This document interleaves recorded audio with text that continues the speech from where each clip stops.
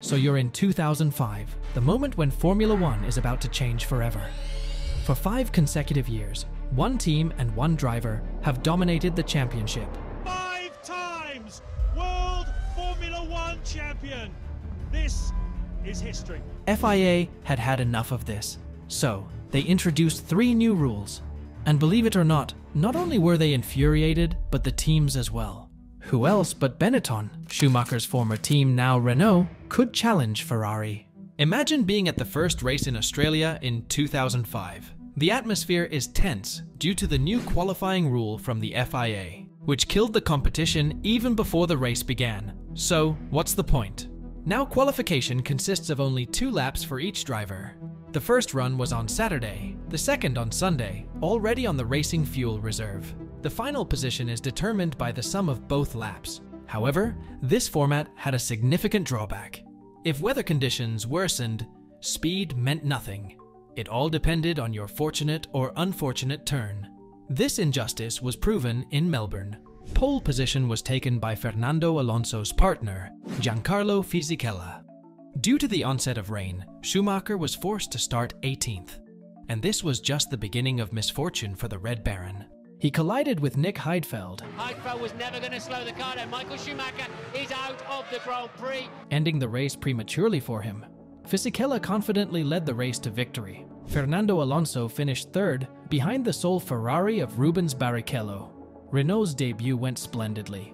They showed Ferrari that they were ready to fight for the championship. In the next Grand Prix in Malaysia, they will have a chance to prove to everyone that it is not a coincidence. Alonso dominates at such a pace that you wouldn't expect from a 23-year-old. He secures pole position and confidently clinches victory. You are indeed number 1. As a result, Fernando becomes the leader of the championship. Michael Schumacher finishes only 7th, and you can't imagine the surprise that the Ferrari team has in store for the next Grand Prix. Many fans believed that Renault's success was linked to the fact that Ferrari didn't have a new car. You see, the Scuderia couldn't introduce a new model due to the new regulations. Therefore, in the first 2 races, the drivers competed in modified cars from the previous year. The new F2005 car was supposed to debut during the Bahrain Grand Prix. It was a moment of truth, so Scuderia fans hoped that Ferrari would finally outperform the French upstarts. Would they succeed? I'll tell you in a minute. However, there was a more significant issue that affected everyone. Imagine having to control a racing car. Every second demands physical endurance. But the Bahrain Grand Prix added another element: incredible heat. The air temperature in the second half of the day reached 42.6 degrees Celsius. This broke previous records, making the race the hottest in history. So, not only did you have to control the car, but you also had to endure hellish conditions. What about Ferrari? Unfortunately for them, the situation worsened. Schumacher not only couldn't give Alonso a tough competition, but was forced to retire prematurely due to mechanical issues, something that hadn't happened to Ferrari since 2001. Such a humiliating failure surely promised retaliation. So they approached the next race in San Marino very frustrated. It's funny, but Schumacher got stuck in 14th place after qualifying. It seemed like he would never win again. However, don't be quick to think that. When the green light lit up, the legendary battle began. This is incredible. This is just remarkable. Fernando Alonso, who started from the front row, is desperately trying to hold off the Ferrari of 7-time world champion Michael Schumacher, who started back on row 7. And here he is, all over the back of his young rival. Understandably, Ferrari's strategy was to make more pit stops and win through speed. However, the FIA introduced another new rule. Now, drivers had to go through both qualifying and the race on a single set of tires. Therefore, the 2005 season turned out to be challenging for Schumacher. Although it should be noted that this lasted only until the United States Grand Prix. About that insane race later. We know where we were last year, we know where we are this year, and I think it's a bit of everything. We need faster tyres, we need more power, we need more downforce. The races in Imola became a turning point in the season. The entire Formula One community believed in the Renault team and Fernando Alonso, and it was they who would break the era of Ferrari dominance. Championship standings.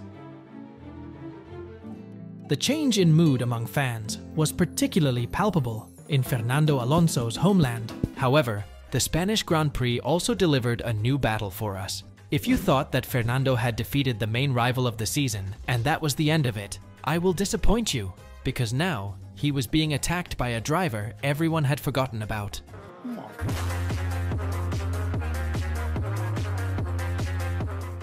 The McLaren team had not won yet in the season, but it concealed great potential. The leader of the team was the young Kimi Räikkönen. He had already made a name for himself in this season, securing several podium finishes and even pole position at the San Marino Grand Prix.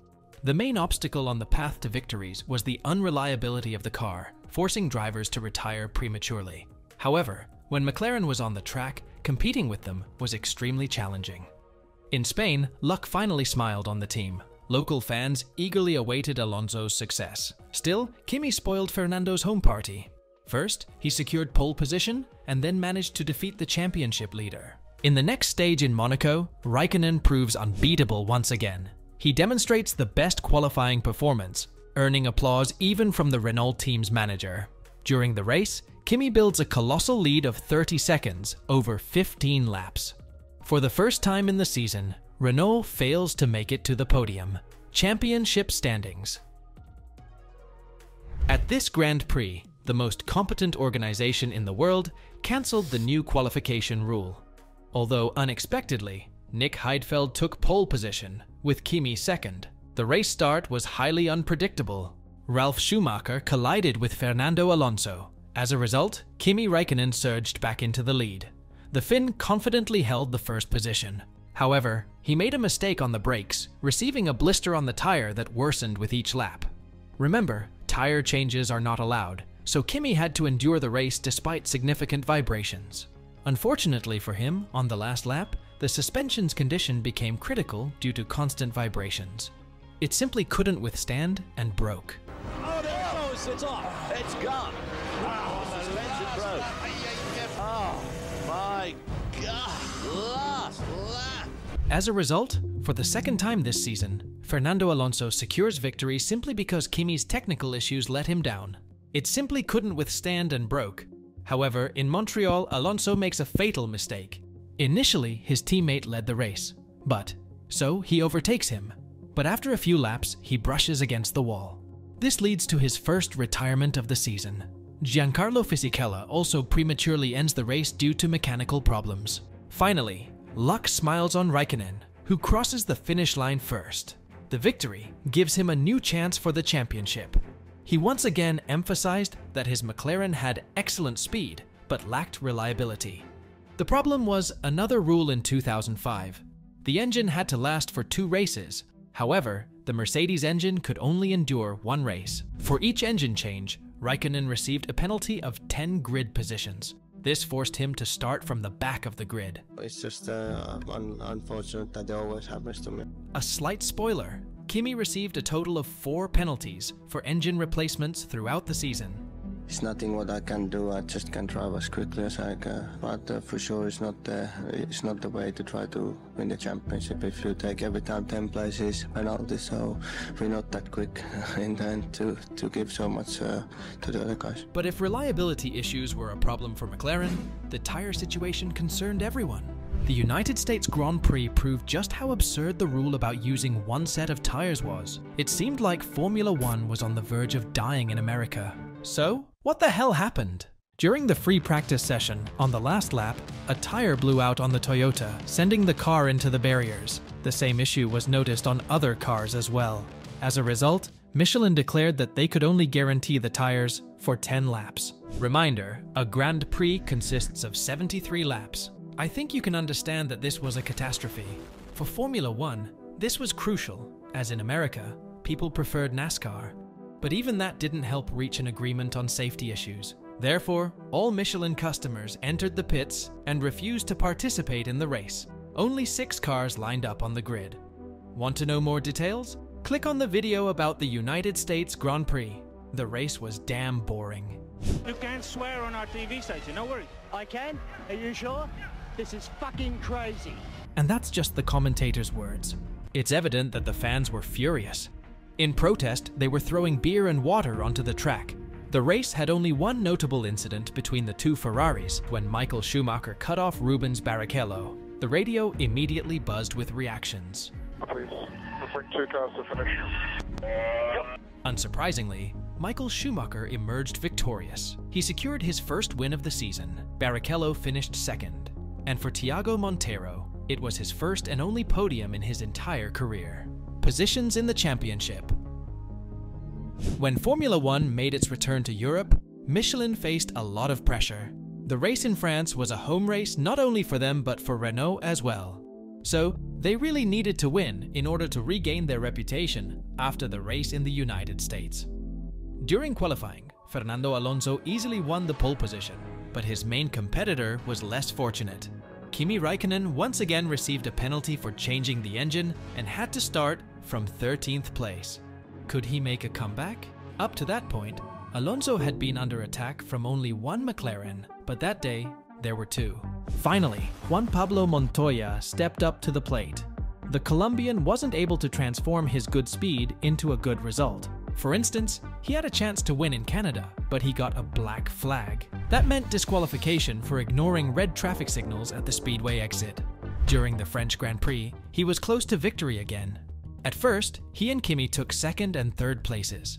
However, after Räikkönen set the fastest lap and Montoya made a pit stop, the Finn confirmed his position in second place. Did the two McLarens finally score points? Well, not really. Montoya was forced to drop out because of engine problems. That's why the French won their home Grand Prix.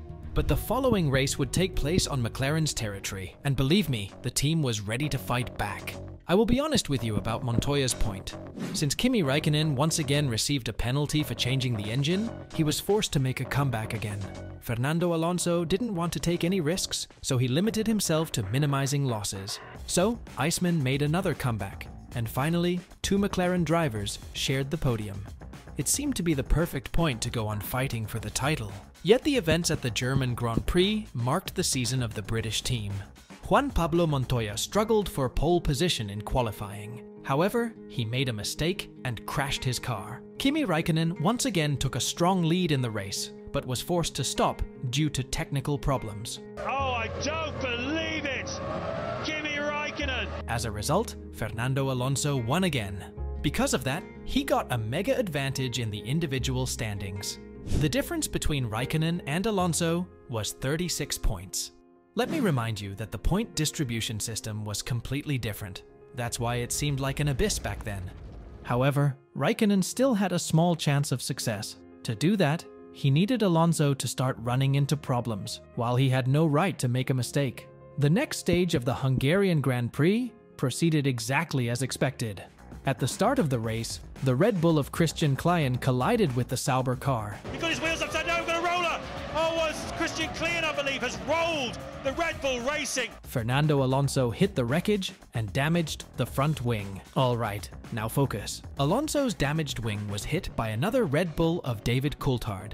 As a result, the driver also finished the race. It was a great scenario for Kimi. All he had to do was overtake Schumacher, and he did it. As for Fernando, he finished beyond the top 10, so Räikkönen reduced the gap by 10 points. At the next race in Turkey, McLaren's dominance persisted. Räikkönen celebrated his 5th victory of the season.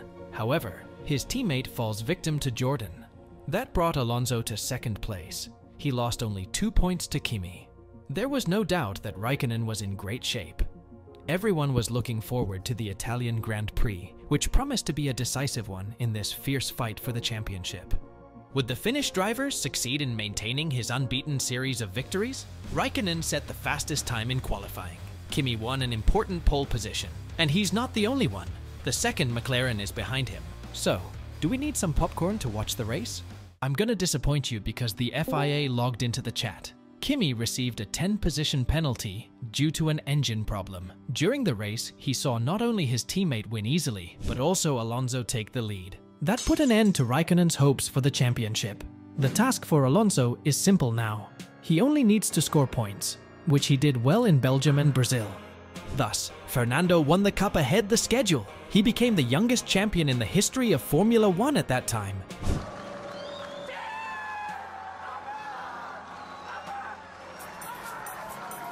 he officially managed to break the era of Ferrari's dominance. But Renault still didn't fulfill one more task. You see, Formula One is not just a driver's championship, it's also a fight between teams for the Constructors' Cup. Each ranking here is worth millions of dollars. And right now, McLaren is in first place, only 2 points ahead of Renault. The battle for the Constructors' Cup promised us a fierce struggle. Everything was decided at the last 2 Grand Prix in Japan and China. And I can assure you, they were damn emotional. Towards the end of qualifying for the Japanese Grand Prix, it started to rain. I adore this race because it characterizes all the battles of this season. At first, everything in qualifying depended on a good or bad turn. That's why Raikkonen and Montoya were forced to start the race from 17th and 18th place. Fernando Alonso was right in front of them. Alonso's teammate was once again more fortunate, as he qualified in the drought and started from the 3rd position. So, the 2 main rivals had to make a comeback to get points. Alonso showed a phenomenal result on the first lap. He managed to move up from 16th to 10th place, but at the end of the first lap, the damn Sauber rammed the car again. Unfortunately, it was Juan Pablo Montoya, so now everything depended on Kimi. Raikkonen was slowly making his way up the order while Alonso was attacking Schumacher. That was just an iconic scene. This is the world champion trying to pass the former world champion, Fernando Alonso, trying to pass Michael Schumacher. It's a wonderful fight. And when they turn a curve, 30 up, and Alonso having none of it. Alonso made a fantastic overtake, which once again proved his superiority in that season. Raikkonen also coped with the Red Baron with ease, and that was just the beginning. After a wave of pit stops, the lead went to Alonso's teammate, who created a comfortable lead, but he was attacked by the Iceman. By the last lap, the Finn was closing in on Renault and made a stunning overtake in the first turn. Can it sweep in? Yes, it can. Brilliant. What a brilliant move! Despite Kimi's success, Renault retained the advantage in total points, starting from 17th place. The French were 2 points ahead of McLaren. From that point on, the fate of the winners would be decided at the Chinese Grand Prix. The French team was aware of the millions of dollars in losses, so they made major upgrades to their race cars. According to the qualifying results, they took the first row. The McLaren team was close on their heels and positioned itself right behind them. From the very start of the race, Fernando Alonso took the lead. By the 10th lap, the gap to McLaren was 11 seconds.